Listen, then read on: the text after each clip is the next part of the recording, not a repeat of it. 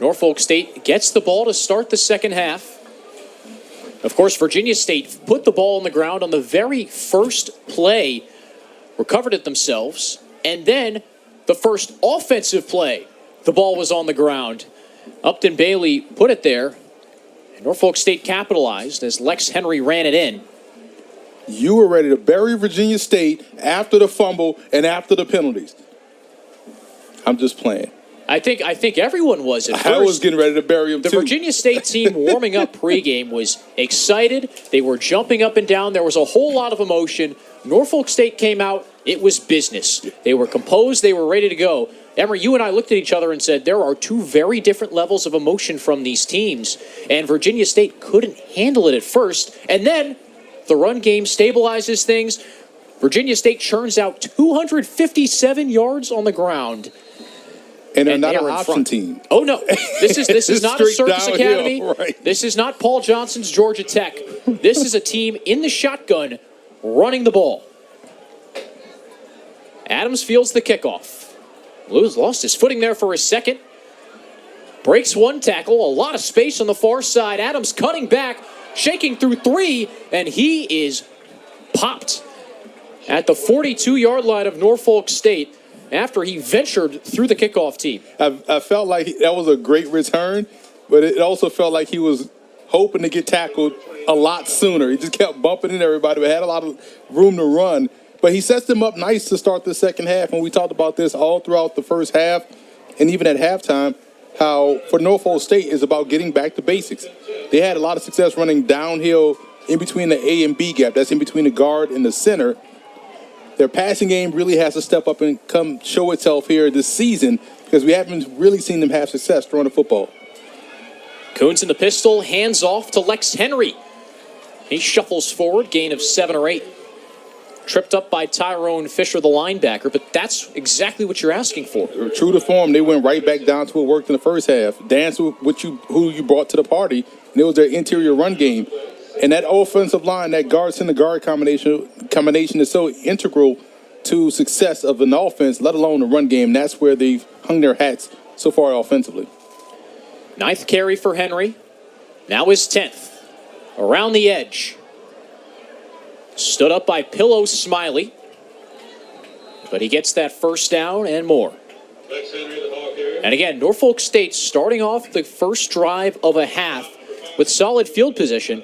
Emory, you're the football game plan. You know this thing in and out. Aren't these drives usually scripted? Don't coaches have these things in mind coming out of the locker room? Oh, absolutely. They know what works and they know what they have to go back to and know what they got away from. And that's why you see things kind of change drastically with teams in the second half. And this one, you're seeing a slow play here. I'm going to try to wear down this defensive front, lean on Virginia State, see if they can consistently get off the ball and stop the run. Fake to King, throw over the middle. Right through the midst of Aaron Moore.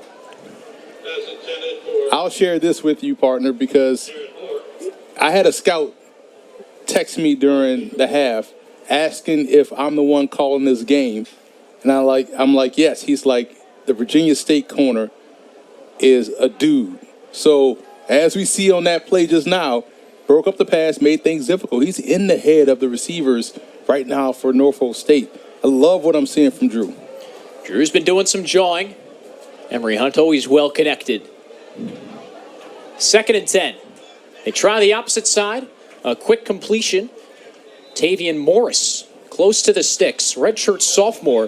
One of the most consistent players that Odom's found on the outside during spring practice. And when we're talking about the passing game has to show up, it's plays like that.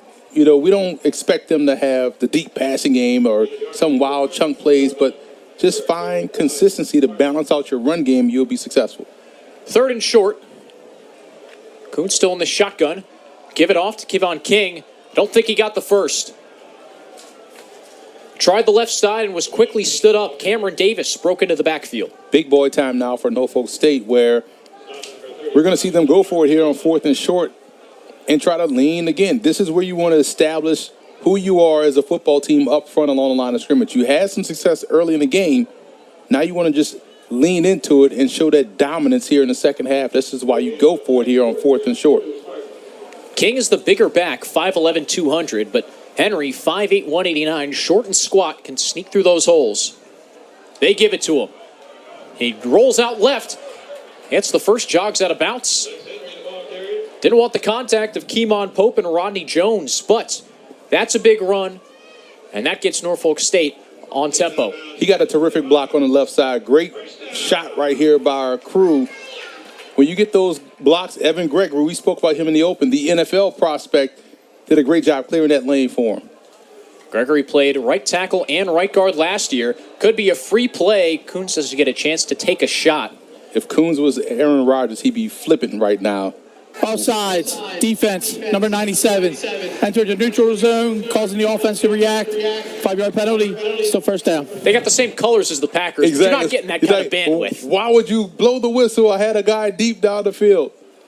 But you like that this drive has started off fine for Norfolk State. They're stacking positive plays on top of one another. 6 plays, 23 yards, a couple firsts. Another give. Henry swallowed up.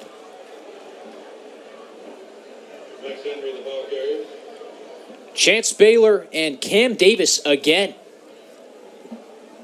See guys growing up right in front of our eyes. Davis had a false start penalty, offsides, on the first drive for Norfolk State, and now the redshirt freshman in his first career game partying in the backfield. That's not what you want to see as a running back. I've been in that situation where a defensive lineman whips the guard right away, and you're staring at this big, long number. It's like, man, I got to find a way to get away from him, and it just won't happen. Just a great job right there by Davis.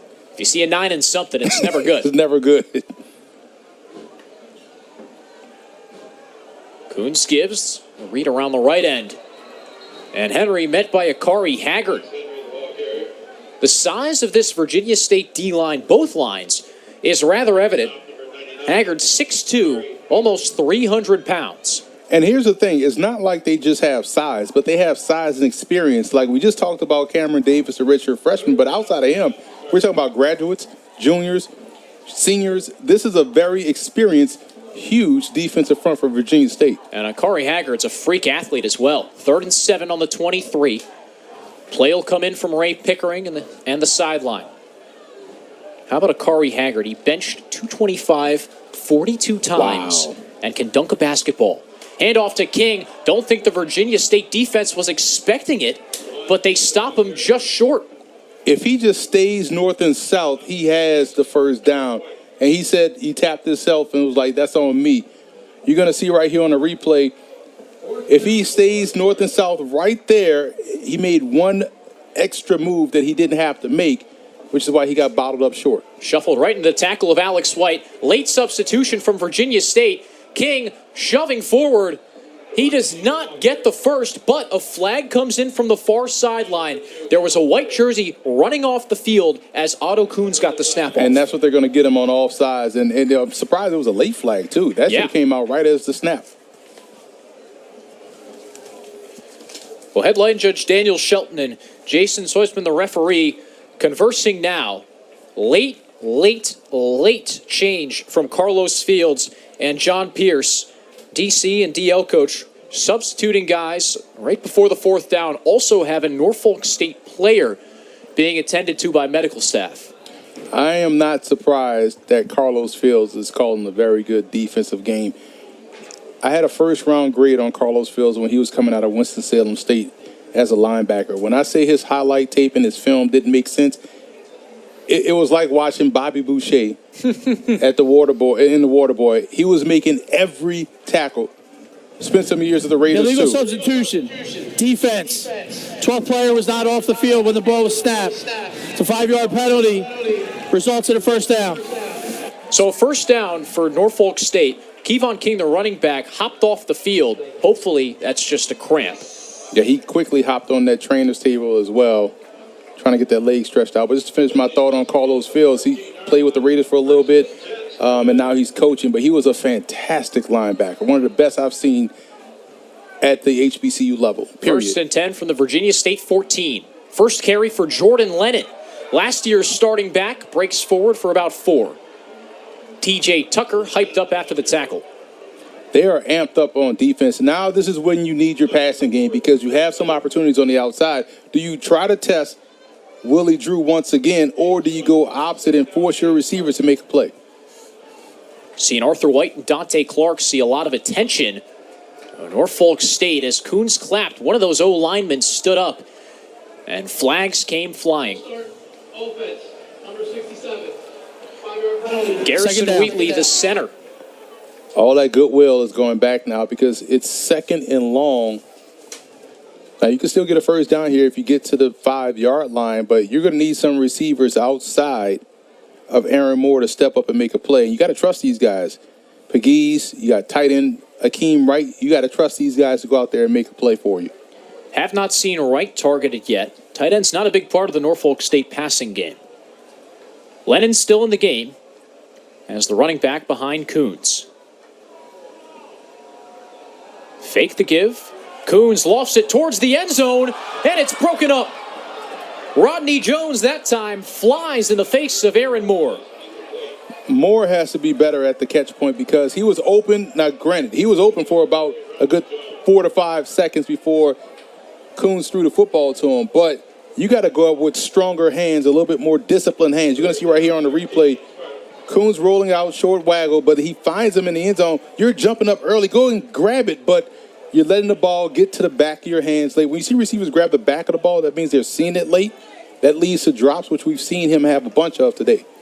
Yeah, Moore has dropped 3 or 4 easy ones. And Jones at just 5'5", leapt up to knock that football away. 3rd and 13 from Virginia State 17. Coons tries the other sideline, and it's caught.